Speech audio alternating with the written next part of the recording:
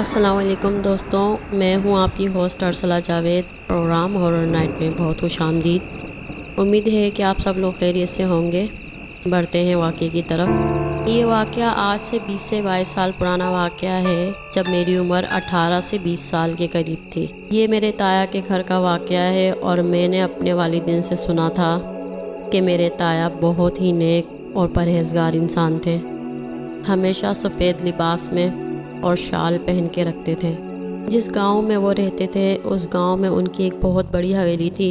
انہوں نے جب وہ حویلی بنوائی تھی، ایک بہت ہی پرانا اور قدیم زمانے کا برگد کا درخت تھا، جس پر جناتوں کا بسیرا تھا۔ انہوں نے کافی گاؤں والوں سے سن رکھا تھا کہ حویلی کے اس حصے میں جہاں پر وہ برگد کا درخت تھا، وہاں پہ کافی جناتوں کا بسیرا ہے۔ اس وجہ سے انہوں نے وہ زمین کا ٹکڑا خالی چھوڑ دیا تھا۔ وہ یہ نہیں چاہتے تھے کہ وہ کسی غیر مرئی مخلوق کو تنگ کریں، کیونکہ وہ خود بھی بہت نیک، بہادر اور عبادت گزار انسان تھے۔ وہ کسی بھی مخلوق کو تنگ کرنا اچھا نہیں سمجھتے تھے۔ کچھ لوگوں نے یہ بھی کہا کہ آپ اس درخت کو کٹوا کر یہ زمین استعمال میں لے لیں، مگر انہوں نے منع کر دیا، اور انہوں نے کہا کہ یہ جنات کافی زمانے سے اس درخت پر موجود ہیں اور یہ ان کا ٹھکانہ ہے، اس لیے کہ وہ زمین کا حصہ آج تک خالی پڑا رہتا ہے، کیونکہ وہاں جنات کا بسیرا ہونے کی وجہ سے کافی ویرانی چھائی رہتی ہے۔ ایک بار میرے کزن نے بتایا کہ وہ خالہ کے ساتھ تایا کے گھر رکنے گیا تھا۔ سخت سردیوں کی رات تھی اور اندھیرے میں کچھ بھی نظر نہیں آ رہا تھا۔ جس کمرے میں وہ سو رہا تھا، اسی کمرے کی کھڑکی کے سامنے وہ برگد کا درخت تھا۔ وہ سونے لیٹا تھا۔ کچھ ہی دیر ہوئی ہوگی، کسی نے اس پر سے رضائی کھینچی۔ اس نے نیند میں رضائی اوپر لے لی، مگر ذرا ہی دیر ہوئی ہوگی، پھر وہی حرکت ہوئی۔ وہ اٹھ کر پریشان ہو گیا، ادھر ادھر دیکھا اور رضائی اوڑھ کر دوبارہ لیٹ گیا۔ اس کو وہاں پر کوئی بھی نظر نہیں آیا، اور وہ اس حرکت کو اپنے تایا کے بیٹے کی شرارت سمجھا۔ تھوڑی ہی دیر گزری تھی کہ کوئی رضائی کو پاؤں کی طرف سے زور سے کھینچ رہا تھا، اور رضائی کھینچ کر پاؤں میں آ رہی تھی۔ اس نے پلنگ کے نیچے سے جھانکا تو کوئی بھی نہیں تھا۔ باہر صحن میں دیکھا، سوائے شدید اندھیری گھنی رات کے کچھ بھی نہیں تھا۔ پھر اس نے یہ سوچا، اتنی شدید سردی اور گھنی رات میں میرا کزن مجھ سے کیوں مذاق کرے گا؟ کون ہو سکتا ہے؟ وہ اب بھی اپنے کزن کی شرارت سمجھ رہا تھا، اور پھر لیٹ گیا۔ اس کے بعد پھر وہی حرکت ہوئی کہ رضائی پھر سے کھینچ لی گئی۔ وہ وہاں سے کھڑا ہوا اور ڈر کر بھاگا، اور تایا اور تائی کے کمرے میں جا کر سو گیا۔ میں جب بھی تایا کے گھر پر جاتا تھا تو اکثر مجھے ان کے گھر میں ایک بہت ہی حسین لڑکا نظر آتا تھا، جو میرے تایا سے ملنے کے لیے آتا تھا۔ اور جب میں اپنے تایا سے پوچھتا تھا کہ یہ کون ہے، تو وہ مسکرا کر کہتے تھے کہ یہ میرا شاگرد ہے۔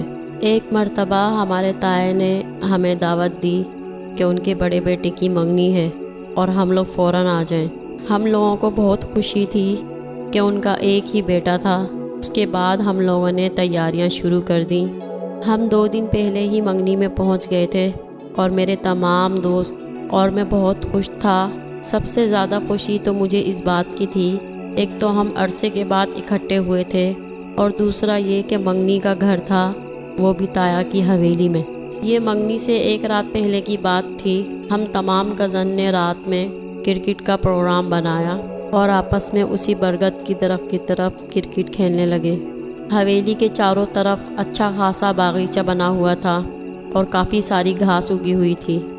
ہمیں کھیلتے ہوئے بہت مزہ آ رہا تھا، تو مجھے ایسا محسوس ہوا جیسے برگد کے درخت کی جانب سے ایک ٹھنڈی ہوا کا جھونکا آیا ہو، جو مجھ سے بہت تیز ٹکرایا ہو، اور میں اپنی جگہ سے تھوڑا سا ہل گیا۔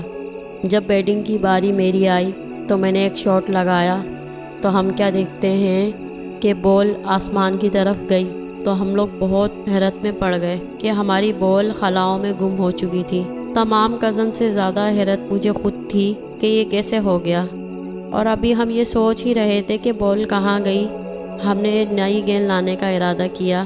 پھر ایک ناقابل یقین منظر میری آنکھوں نے دیکھا کہ گیند آسمان کی طرف سے ہوتی ہوئی زمین پر آ کر گری، اور میرے قدموں پہ آ کر رک گئی۔ میرا تجسس اور بڑھ گیا تھا تایا جان کسی کام سے کمرے سے باہر آ رہے تھے اور بول کے اس عمل کو انہوں نے اپنی آنکھوں سے دیکھا۔ اچانک تایا جان کی نظریں برگد کے درخت کی طرف اٹھ گئیں اور میری نظریں بھی ان کی نظروں کا تعاقب کرنے لگیں، لیکن مجھے درخت پر کچھ بھی نظر نہ آیا۔ جب میری نظریں برگد کے درخت سے ہٹ کر تایا جان کی طرف گئیں تو وہ جا چکے تھے۔ اس واقعے کے بعد مجھے پکا یقین ہو گیا تھا کہ اصل حقیقت کچھ اور ہے۔ سارے کزن کھیل کر اپنے اپنی جگہوں پر جا کر سو گئے اور میں نے یہ سوچا کہ مجھے تایا جان کے پاس جانا چاہیے۔ میں تایا جان کے کمرے کی طرف پہنچا اور دروازے پر دستک دی تو تایا جان نے کہا کہ کون ہے؟ میں نے کہا کہ تایا جان دروازہ کھولیں، میں ہوں۔ انہوں نے کہا کہ بیٹا اندر آ جاؤ، دروازہ کھلا ہوا ہے۔ میں نے تایا جان کو سلام کیا اور کہا کہ میں آپ سے کچھ کہنا چاہتا ہوں۔ انہوں نے کہا کہ ہاں بیٹا کہو، کیا بات ہے؟ کہیں کھیل میں تمہیں کسی نے کچھ کہہ تو نہیں دیا؟ میں نے کہا کہ نہیں تایا، ایسی کوئی بات نہیں ہے، دراصل مجھے آپ سے کچھ اور ہی بات کرنی ہے۔ انہوں نے کہا کہ ہاں بیٹا کہو، کیا بات ہے؟ ڈرو نہیں، میں صرف تمہارا تایا ہی نہیں تمہارا دوست بھی ہوں۔ میں نے کہا کہ آپ پہلے وعدہ کریں کہ آپ برا نہیں مانیں گے اور میری پوری بات سنیں گے، اور جو اصل حقیقت ہوگی اس سے مجھے آگاہ کریں گے، ورنہ میں آپ سے ناراض ہو جاؤں گا۔ وہ مجھے پیار کرنے لگے اور کہنے لگے نہیں بیٹا، تم میرے پاس آ کر بیٹھو اور بتاؤ کیا بات ہے۔ پھر میں نے پہلے دن سے لے کر اب تک کے تمام واقعات جو میں نے اپنے والدین سے سنے تھے اور جو محسوس کیے تھے سب تایا جان کو بتا دیے، اور میں نے ان سے یہ بھی پوچھا کہ میں نے جو آپ کے گھر میں ایک لڑکے کو دیکھا ہے جو بہت زیادہ خوبصورت ہے اور میری ہی عمر کا ہے، وہ کون ہے اور وہ آپ کا کیا لگتا ہے؟ کیونکہ وہ آپ کے گھر میں تو نہیں رہتا، اتنا تو میں جانتا تھا کہ وہ ان سے ملنے آتا تھا، اور انہوں نے میرا کبھی اس سے تعارف بھی نہیں کروایا، نہ ہی میری کوئی ملاقات کروائی۔ پہلے تو تایا جان کچھ دیر خاموش رہے اور پھر کہنے لگے کہ ہاں میں نے ابھی تم سے وعدہ کیا ہے کہ میں اصل حقیقت تمہیں بتاؤں گا، لیکن پہلے تم بھی وعدہ کرو کہ اس بات کا ذکر کسی سے نہیں کرو گے۔ میں نے ان سے وعدہ کر لیا، اور وہ کہنے لگے دراصل وہ جو لڑکا ہے وہ میرا شاگرد ہے اور اس کا نام خادم ہے، اور جب تم کھیل رہے تھے تو وہ بھی تمہارے ساتھ کھیل رہا تھا، اور اس بال کو شاٹ تم نے نہیں خادم نے لگایا تھا۔ میں نے کہا کہ کون ہے یہ خادم تایا جان؟ انہوں نے کہا کہ بیٹا وہ ایک اللہ کی مخلوق ہے اور وہ ایک جن ہے۔ وہ کہنے لگے کہ بیٹا جیسا کہ تمہیں پتہ ہے کہ میں بچوں کو قرآن مجید پڑھایا کرتا تھا، اور میرے ساتھ یہ سلسلہ جب سے شروع ہوا جب میں ایک بار اپنے کمرے میں سونے کی تیاریاں کر رہا تھا، جب مجھے نیند طاری ہونے لگی تو کوئی میرے پیر دبا رہا تھا۔ میں نے کہا کہ تم اٹھ گئے، تمہیں نیند نہیں آ رہی؟ میں یہ سمجھا کہ شاید میرا بیٹا ہے جو میرے پاؤں دبا رہا ہے۔ پھر میں نے کروٹ لے لی اور میری آنکھیں بند تھیں۔ ذرا ہی دیر کے بعد پھر سے میرے پاؤں دبائے جانے لگے۔ میں نے اپنے بیٹے کا نام لے کر کہا کہ تم گئے نہیں، اور پھر میں نے کہا کہ جاؤ اپنی نیند خراب نہیں کرو اور جا کر سو جاؤ۔ پاؤں دبائے جانا بند ہو گئے۔ چند ہی لمحے کا وقفہ ہوا تھا کہ پاؤں پھر سے دبائے جانے لگے۔ اب کہ میں نے ناراضگی میں آنکھیں کھولیں اور اپنے بیٹے کو جانے کے لیے کہنے ہی والا تھا کہ اٹھ کر دیکھا تو کمرے میں کوئی بھی نہ تھا۔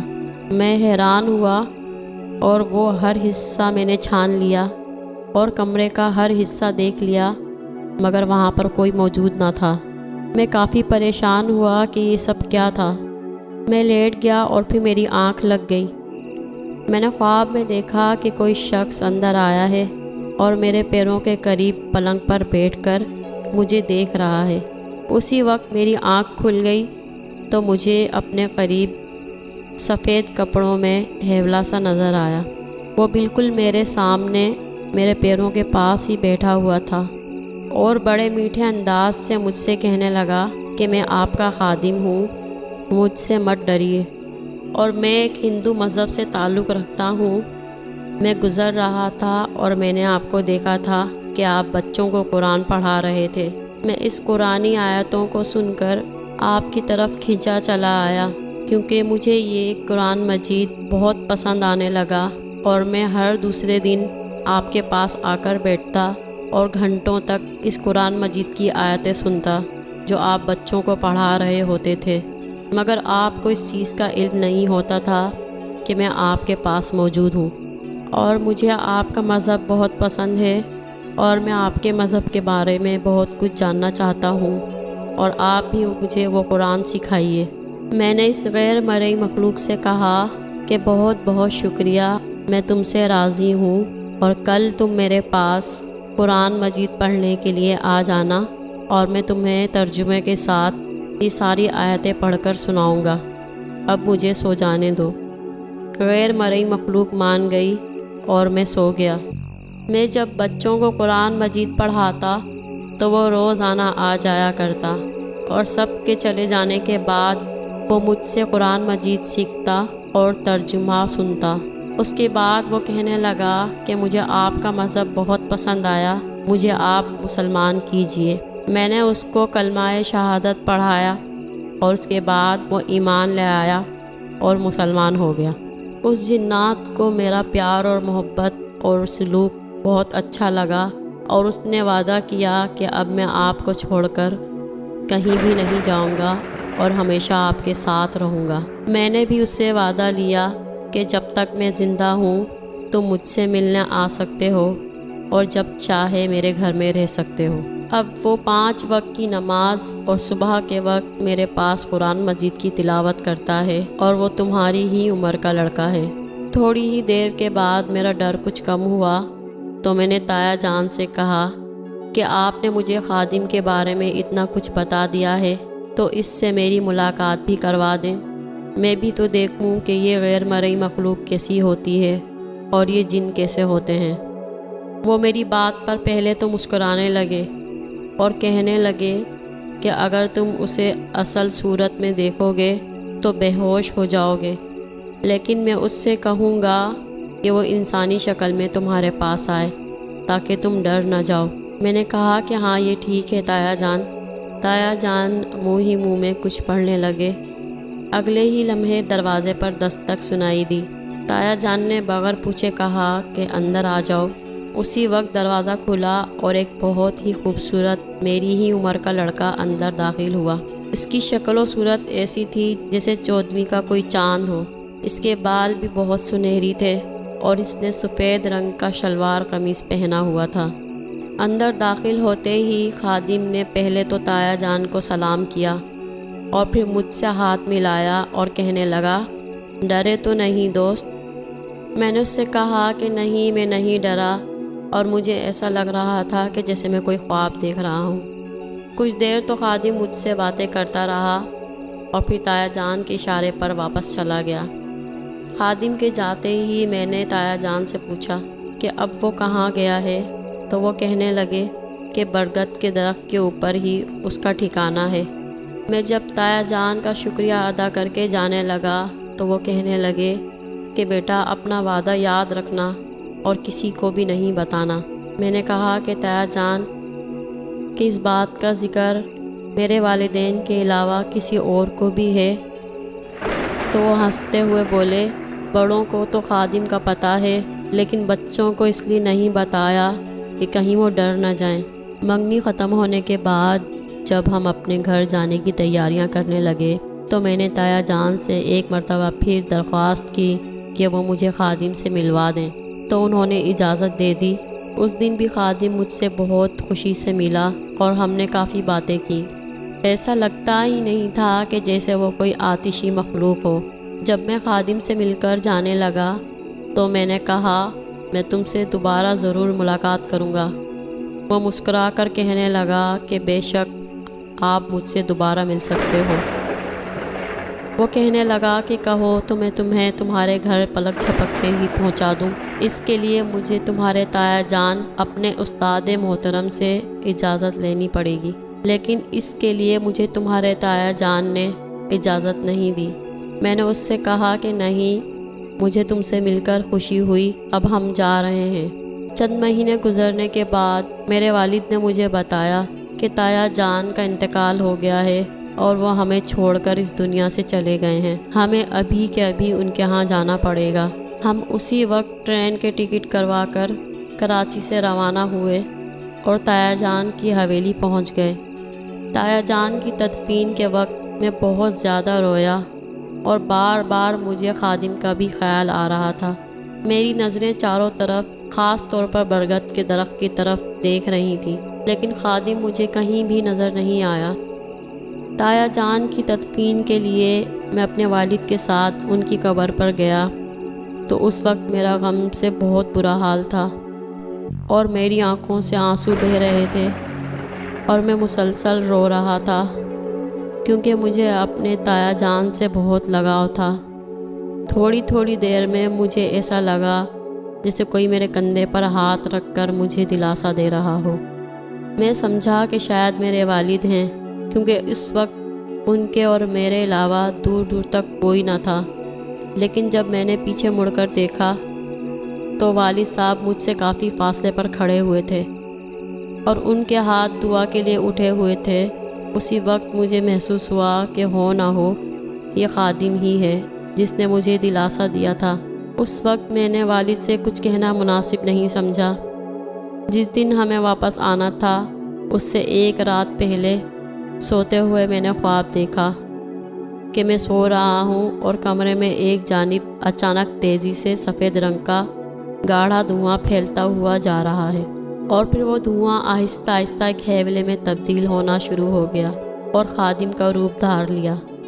جس روپ میں وہ تایا جان کی زندگی میں مجھ سے مل چکا تھا وہ اسی روپ میں میرے سامنے تھا اور غم زدہ بوجھل نظروں سے چلتا ہوا میرے پلنگ پر آ کر بیٹھ گیا جس پر میں سو رہا تھا اور کہنے لگا، دوست، میرے استاد مجھے تنہا چھوڑ کر اللہ کے پاس چلے گئے ہیں، جس کا مجھے بہت دلی صدمہ ہے اور میری تمہارے ساتھ یہ آخری ملاقات ہے، کیونکہ میرے استاد نے مجھے کہا تھا کہ اگر مجھے کچھ ہو جائے اور میں مر جاؤں تو اس کے بعد تم کسی سے نہیں ملو گے اور جہاں چانا جاؤ چلے جانا، لیکن میں اپنے استاد کو چھوڑ کر کہیں نہیں جاؤں گا۔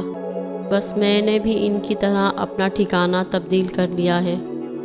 جس طرح وہ قبر میں چلے گئے میں نے بھی اس طرح اپنا ٹھکانہ برگد کے درخت کو چھوڑ کر قبرستان میں ایک درخت پر بسیرا کر لیا ہے۔ کل صبح تم چلے جاؤ گے اور میری دعائیں ہمیشہ تمہارے ساتھ رہیں گی۔ تم جہاں بھی رہو خوش رہو۔ ہاں، اگر کبھی تمہیں میری یاد آئے یا کبھی کوئی بھی مشکل وقت آ جائے تو مجھے ضرور یاد کر لینا، انشاءاللہ وہ کام ہو جائے گا۔ اللہ حافظ کہتے ہوئے وہ خادم بیٹھا بیٹھا پلنگ سے غائب ہو گیا اور خادم کے غائب ہوتے ہی میری آنکھ کھل گئی۔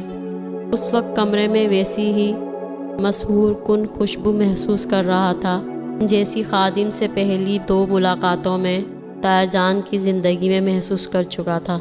اس سے مجھے 100% یقین ہو گیا تھا کہ ابھی جو کچھ میں نے سوتے ہوئے میں دیکھا تھا وہ صرف خواب ہی نہیں بلکہ ایک اٹل حقیقت تھا کہ واقعی خادم یہاں آیا تھا اور اس نے مجھ سے تیسری اور آخری ملاقات کی تھی۔ جب ہم گھر واپس آئے تو میں نے شروع سے لے کے آخر تک اپنے ساتھ بیتے واقعات امی ابو کو بتا دیے، کیونکہ تایا جان نے بھی کہا تھا کہ یہ ساری باتیں بڑوں کو تو پتہ ہیں، بچوں کو نہیں ہیں، تاکہ وہ ڈر نہ جائیں۔ امی ابو نے کہا کہ واقعی خادم تمہارے تایا جان کا شاگرد تھا اور وہ بہت نیک جن تھا۔